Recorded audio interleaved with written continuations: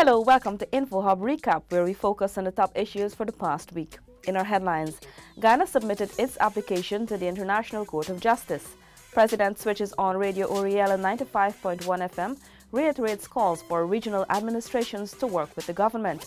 Palm's geriatric home gets a raft of time improvements. Georgetown's National Park using daylight to light the night. Innovate wraps up with Business Forum. Mayor's deputies and a new judge sworn in, and Easter is upon us. Stay tuned for the details of these and more.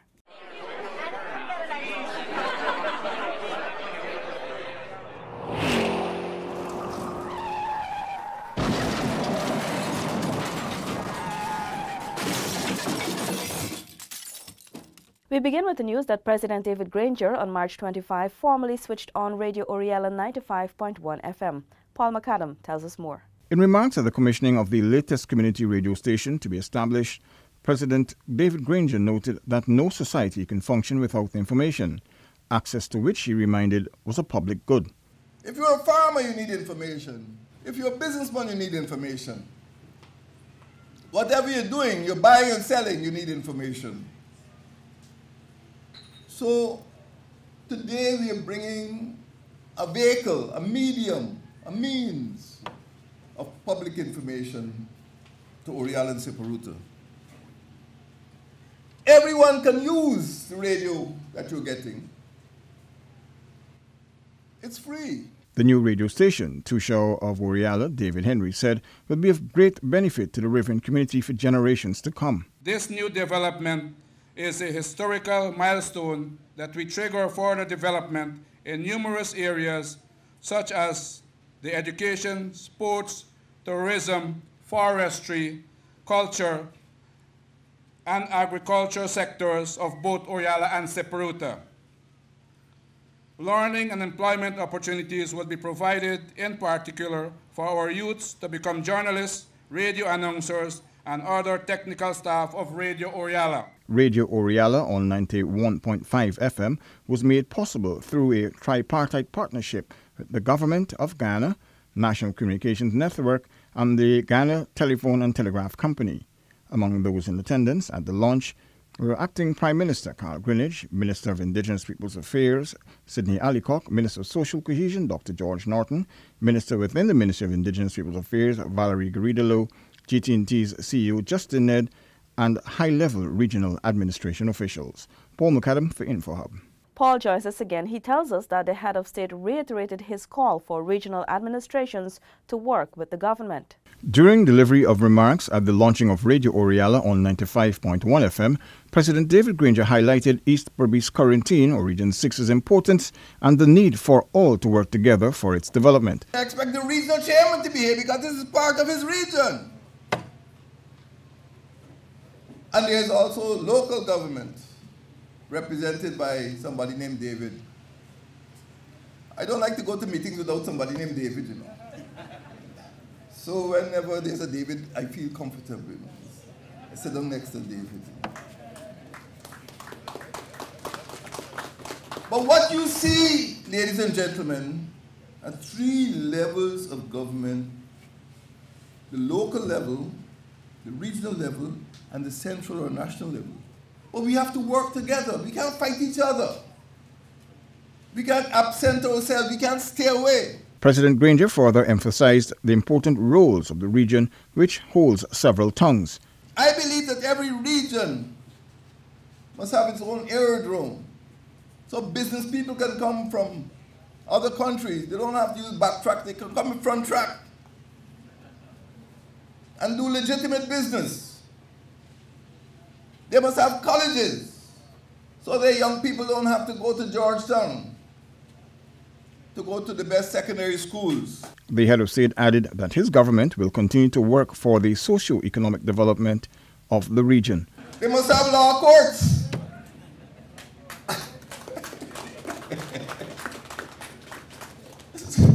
So that criminals can be punished. They must have hospitals. They must have police stations and banks. They must have ports.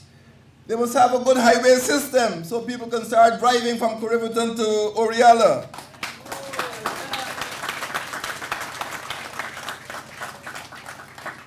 They must have television. They must have passport offices, so people can get their birth certificates without leaving their regions, have passports without leaving their region. These are things we're working on. Radio Oriala on 95.1 FM is the sixth in a number of community-based radio stations commissioned in keeping with the government's pledge to bridge the information gap between coastal and hinterland communities.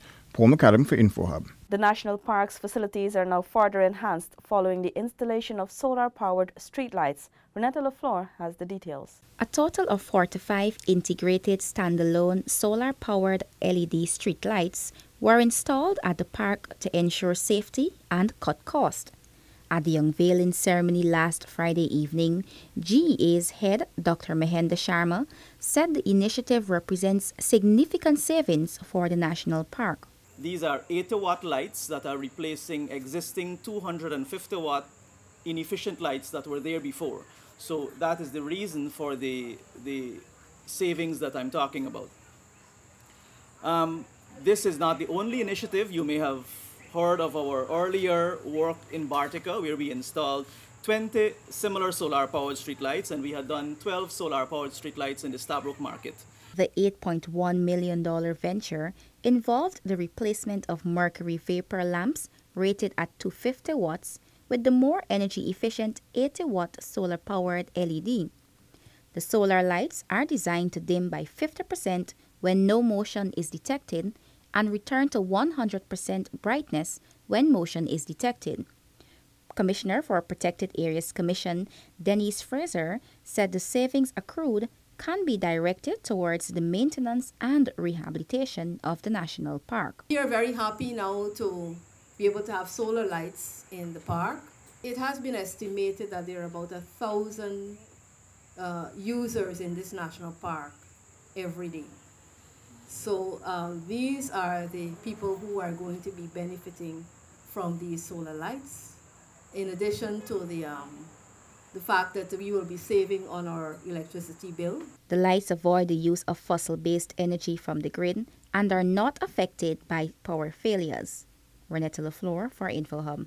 Chief Geologist and Manager of Ratio Oil, Ethan Eisenberg, says he is confident in Guyana's oil future. Stefan Gabriel has more. I'm 99.9% sure that what you see now in Guyana is only the beginning of a huge, wonderful basin. At a public lecture hosted by the Ministry of Natural Resources on Friday, Eisenberg explained there are similarities between Guyana and the Levant Basin, which is located in the Mediterranean Sea off the coast of Israel. Israel, who had a small oil production on the coast, had dug 28 dry wells offshore in 1999 before making the huge Leviathan discovery between 2010 and 2013. The find of 35 trillion cubic feet of methane, Eisenberg said, can supply Israel for over 60 years. We decided to copy the success of Leviathan to other countries. The two countries at the top of my list after making a study was Guyana, Suriname Basin, and Mozambique. And this was in 2011. Ratio established its subsidiary Russian Oil Guyana Limited in the country in 2011. Ratio Oil is an investor in the Kite-making block, which is operated by ExxonMobil. The similarity helped me to have confidence, to go to the investors and tell them, let's take it. Because it's not obvious. Eisenberg is considered the visionary behind exploration of the deep waters of the Levant Basin and is the prospect generator of the Leviathan natural gas discovery, which is the second largest gas field in the Mediterranean. For InfoHub, Stefan Gabriel. We now bring you this report from Seneca Thorne. She tells us that residents of the Palms Geriatric Institution on Brick Dam will now have access to improved services following the commissioning of an infirmary and outpatient clinic. The $18 million facilities will serve the over 100 residents being housed at the Palms Geriatric Home. Minister of Social Protection Amna Ali explained that the project is part of the government's effort to ensure that the country's senior receive the best possible care whilst at the public institution. We cannot bypass our elderly, and every day we look at the improvement of the services that we can provide for our elderly at the Palms. Today this is a manifestation to show that we really do care for the elderly of the Palms. The infirmary is equipped with an infectious ward, a doctor's office, an observation ward, while the outpatient clinic has a waiting area, a doctor's office, and a dispensary. Director of Social Services Wentworth Tanner explained that the infectious ward is to specifically catered for those persons with communicable diseases.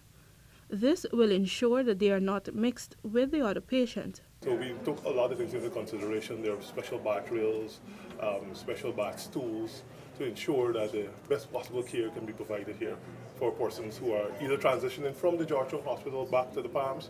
There will be 2 medical doctors who will be on call 24 hours per day, along with 3 nurses per shift at the facilities. Reporting from the Palms Geriatric Home on Brickdam, I am Civic. The Pataro-Siparuni region, described as Guyana's heartland by President David Granger, has the potential to feed the entire nation. Seneca Thorne has that report. President Granger was addressing the 5th North Pacoima Exposition at Tusaning Village Region 8, Pataro-Siparuni, on Monday. The head of state said that the region has a fertile valley and the capacity to produce some of the finest agricultural products. This is one of the potentially richest regions in Guyana. People cannot eat gold. They cannot eat diamonds. They have to eat food, and the people who produce the food are the ones who will make the profit. Minister of Indigenous Peoples Affairs, Sidney Alicock, noted that the government is aware of the many issues affecting citizens. He, however, pointed out to the fact that development is a process, and that process has started. We are a government that is providing a service to all our people in Guyana, and not a section, but each and every one. This is not a government thing, nor is it a village thing or a regional thing. It is an approach by the government for all to be included in the process of development. The annual expo provides a platform for local producers to showcase their products and to bring together residents of the North Pacoima, tourists, investors, and businesses. It also gives the opportunity for the rest of Guyana to experience the rich indigenous culture through cultural presentations, arts, craft, traditional foods, beverages, and games. Seneca Thorne for InfoHub.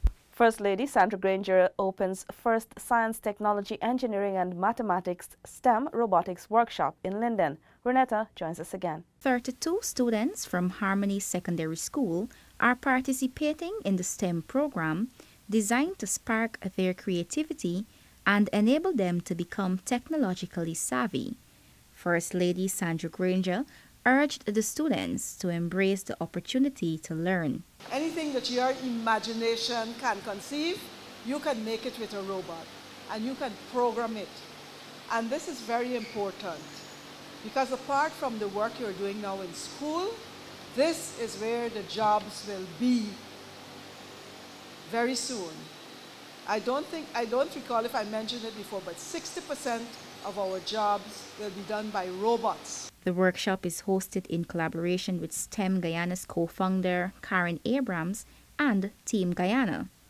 Abrams told the participants that through the workshop, they will be able to create applications similar to the existing social media platforms. But what we're trying to do here with the First Lady's office is to bring you technology that will allow you to prepare for the next generation of developments all around the world that will require knowledge of technology, where you can build programs like Facebook, you can build programs like Instagram, you can be the ones behind the technology, not just in front of it, using it, consuming it. Third form student Claremont Skeet is excited to be participating in the workshop.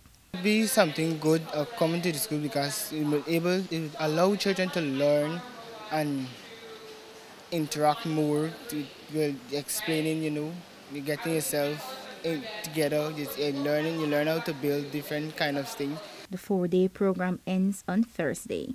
Renetta LaFleur for InfoHub. Minister of Public Telecommunications Catherine Hughes, speaking at the GTT Innovate Business Forum on March 27, said the government and its telecommunications partners' collective objective is to ensure that modern technologies in all its formats impact every sphere of the lives of Guyanese. More from Stacey Carmichael.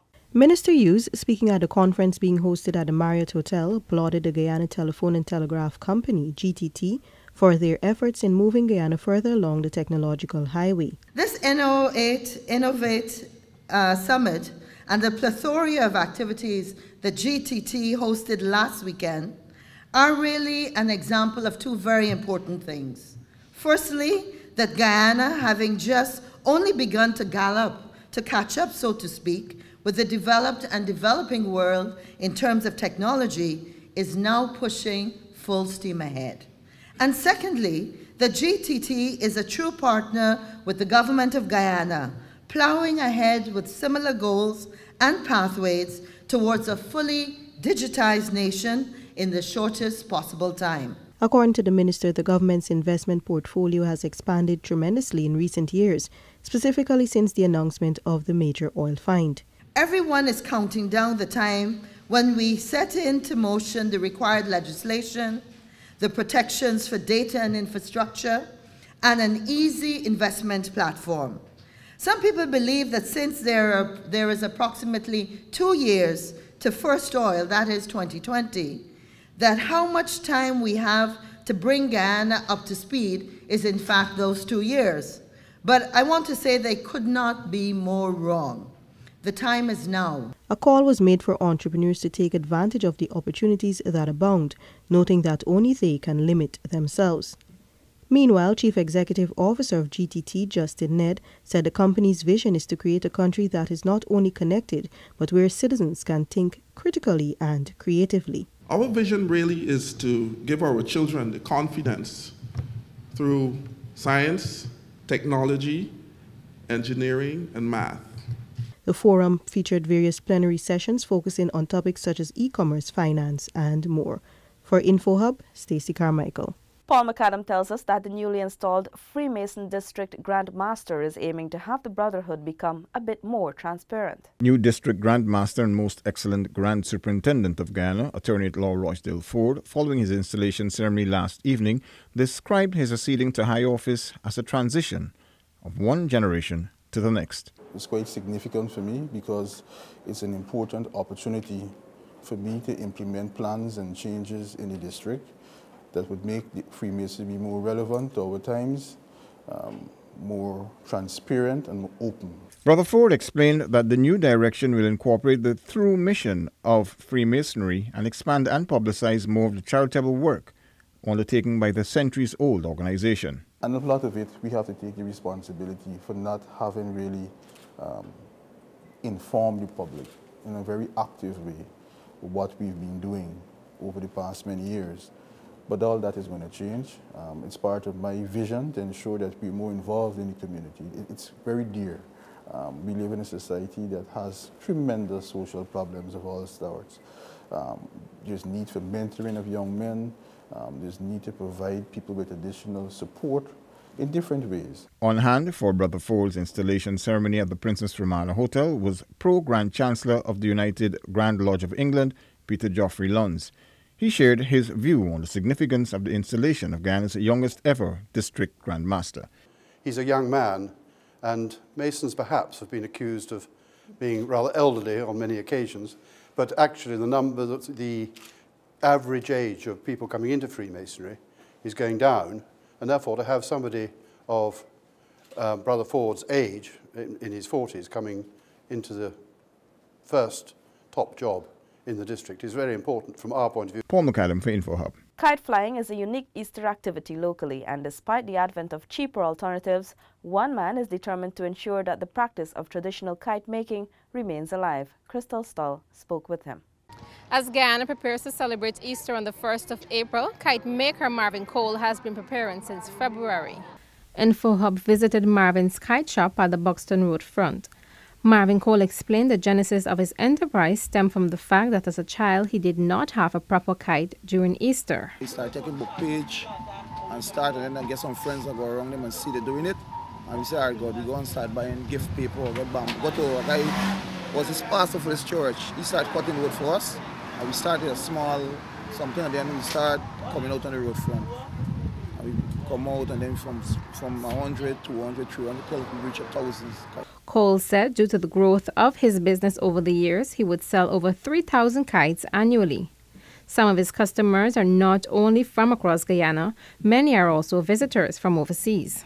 Cole highlighted that the business has also created employments for youths in the Buxton village.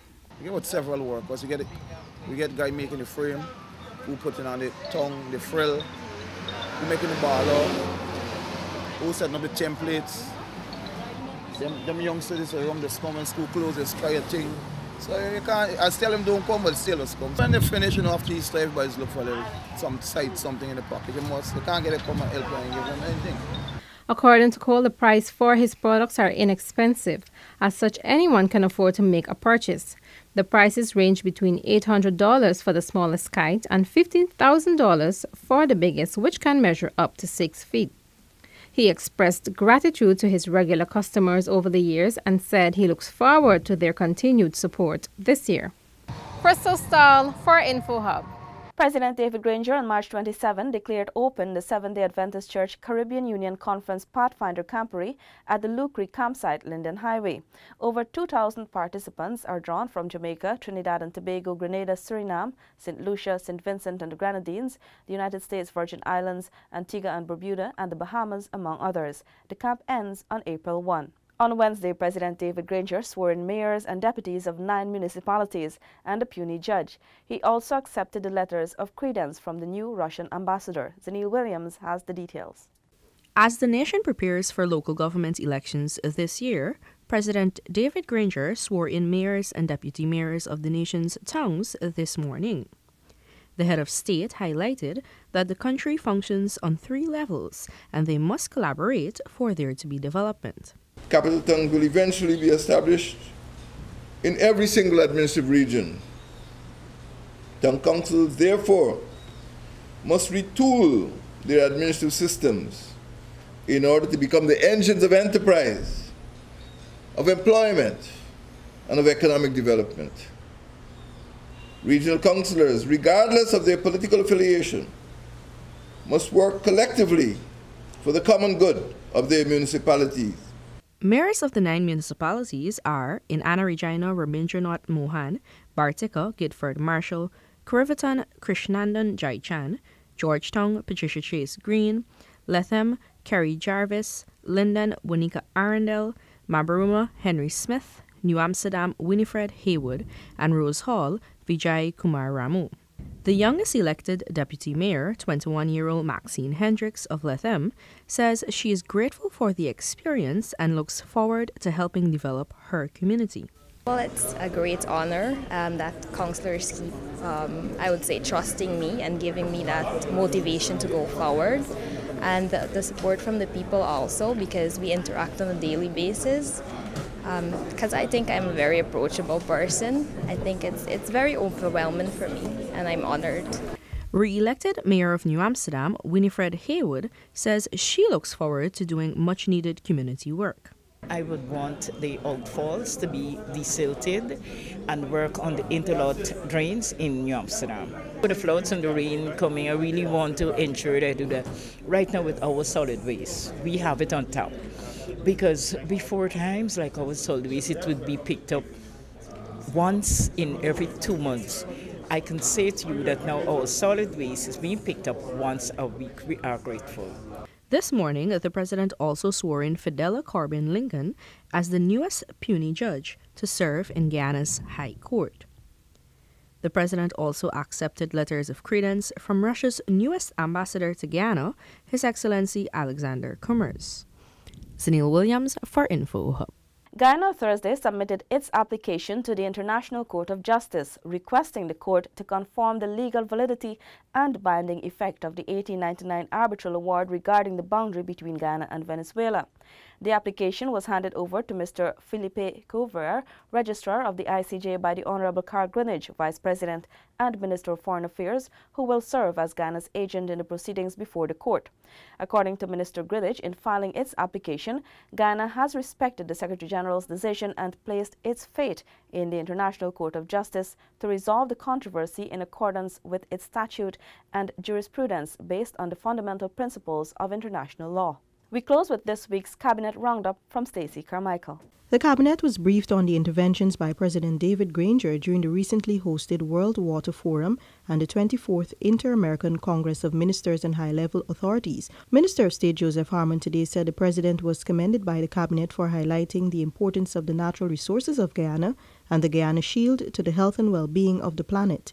The recommendation for the sustainable use of those resources in their pristine state and the importance of hemispheric cooperation for the preservation of the patrimony of the Americas were also noted. The Ministerial Caucus on Oil Sector Strategy, hosted on March 21, 2018, which included presentations from a mixed panel of local and international experts, including Professor of Economics Sir Paul Collier and Sir Sridhar Ramphal, met its core objectives. To build high-level awareness of the key issues relating to the oil sector. B, to frame Guyana's key strategic choices related to each of these issues and align on those choices. And C, to provide a blueprint for a sector roadmap to be completed subsequent to the caucus. Minister Harmon said reports that there was an outbreak of measles in Barima-Waini, Region 1, were patently false, as reported by the Public Health Minister, Valda Lawrence. An investigation was completed by a technical team from the ministry as well as the Pan-American Health Organization, World Health Organization, PAHO-WHO, which confirmed the non-existence of the outbreak. Minister Lawrence said her ministry will continue to work with the regional administration to ensure surveillance of the borders and the health and security of citizens. The media was cautioned about publishing such statements. Government is confident that the U.S. imposed ban on local catfish will be lifted shortly following a revision of the processes. The action by the USA, which in fact was a revision of the rules for import of fish into the U.S., was a protective measure, and that Guyana was working with the U.S. authorities to resolve the matter. He pointed out that there were other international markets which remained unaffected. The Honourable Minister stated that the difference in the ways in which catfish was sourced, that is, farm-raised as against wild-caught and processed in the USA and Guyana, and the required documentation were the main reasons for the restriction. Cabinet was advised that the Ministry of Agriculture was, however, actively engaged with the U.S. authorities to have the issue resolved in the shortest possible time. Finally, in the roundup, Minister of Public Security Kemraj Ramjatan has advised the Cabinet that an investigation is launched into the shooting of 3 alleged bandits on the KTC walls. The Director of Public Prosecutions, DPP, will launch shortly a coroner's inquest in accordance with the Coroners Act, Chapter 403. For InfoHub, Stacey Carmichael. The future of Guyana has never looked better. Our nation is on the cusp of a development program like never seen before. While Guyana is now emerging as an energy giant through the discovery of massive reserves of oil and natural gas, it is your government's intention that the huge benefits emerging from this will go where it matters most, to you, the people of this beloved country. There is a surge of confidence in the way Guyana is governed once again, and the level of investor interest is unprecedented. Guyana is poised to become the breadbasket of the region, and the pace at which this nation will grow through prudent fiscal management will be nothing short of impressive. But more than anything else will be the way every Guyanese, regardless of color, class, or creed, becomes a part of this historic period of national transformation, sharing in the wealth and well-being of it all as one Guyana.